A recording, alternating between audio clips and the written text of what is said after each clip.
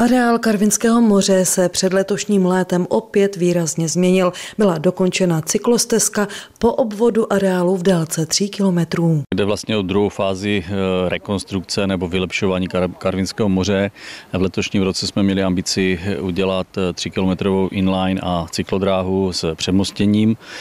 To se nám teda podařilo, ta stavba je dokončena, takže jsem za to rád, že tu letní sezonu naši lidé stihnou a že si tady můžou na kolečkových bruslích, případně na kolech tu celou trasu projet. I samotné odpočinkové místo dostálo změn. Jsme rozšiřovali pláž, samozřejmě na té pláži přibyl nový majetek, to znamená lavičky, převlíkárna, nové mola tam vznikly, takže si myslím, že zase je to rozšíření nabídky pro letní trávení nějakého volného času našich lidí. Jo, je to super, líbí se nám. Jdeme se koupat a osvěžit se, jako jo, tady musíme se někde schladit, že jo. Ano. Jsme rádi, že to tady udělali konečně nové, takže máme pohodu úplně. Tady chodíme plavat, je to tady dobré někdy. Vypadá to tam dobře, ale mohlo by to být všude ta písečná pláž. Z nápady, co by se od loňského roku, kdy proběhla první fáze přeměny, mohlo ještě na Karvinském moři vylepšit, přicházeli i sami návštěvníci. Ty nápady lidí, které nám posílají nebo které zpátky od nich získáváme, tak jsme do toho zakomponovali. My jsme ten plán měli někdy před 3 lety, že jsme chtěli Karvinské moře zlepšit, zrenovovat.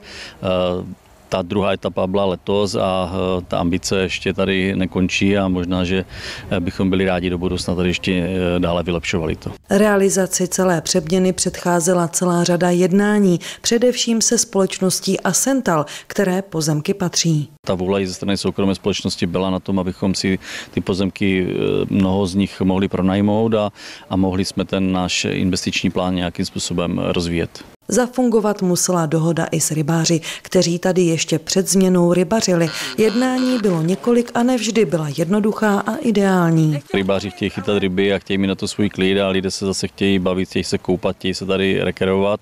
Takže jsme hledali nějaké kompromisy, jsou nějaké vyčleněná místa, kde rybáři je mohou využívat a já věřím tomu, že ta shoda bude v tom, aby si tady užili jak rybáři, tak lidé, kteří přijdou tady rekreovat.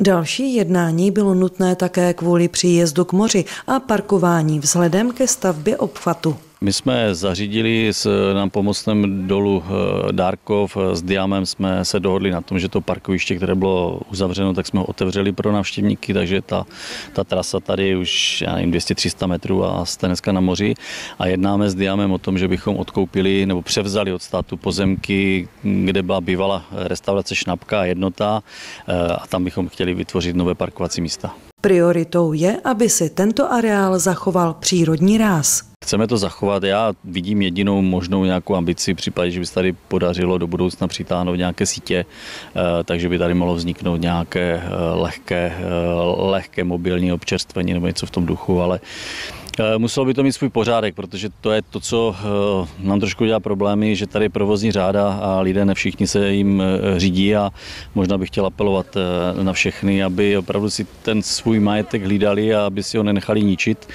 protože oni tady budou chodit, oni se tady budou bavit a s tím trošku máme problémy, takže doufám, že se to zlepší a že lidé si budou vážit toho, co se tady udělalo.